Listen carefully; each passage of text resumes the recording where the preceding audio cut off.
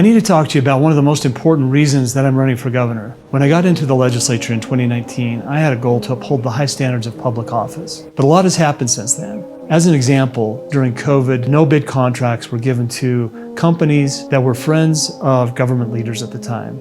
There's been a lot of news stories about this. It was a big deal. Our COVID response suffered because of that. There were a lot of things that went wrong.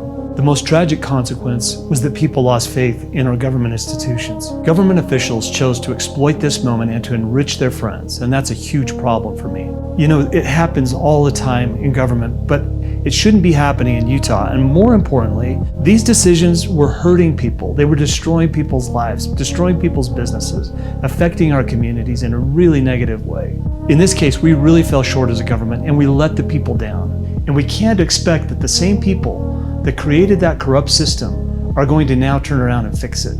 This is holding us back as a state. Utah defines itself now as an elite economy, and if I look up the definition of elite, it says a select group that is superior in terms of ability or qualities to the rest of the group or society.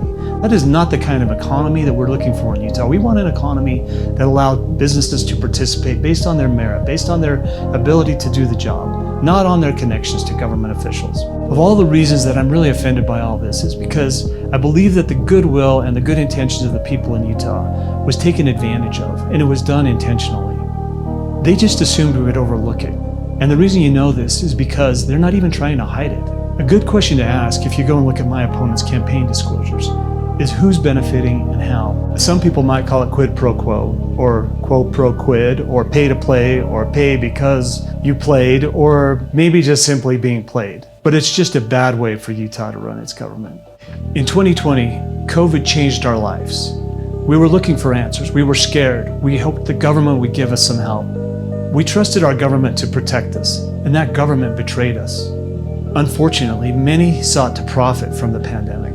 It created an opportunity for the corrupt, without oversight, to prey on the people. Our state bought masks that didn't protect, tests that did not work. This has been reported on. This is not new information. The problem with this is that everything has been reported in bits and pieces. When you see the whole picture, I think you'll feel as betrayed as I feel. You owe it to yourself, your family, and to our state to look deeper. I know I can fix this. As an accountant, that's what we do. We dig into the details. We try to find out what's going on and what are the answers. Why is this happening? We have a chance to fix this. We can vote for something different. If you feel the way I do, I'm asking for your vote.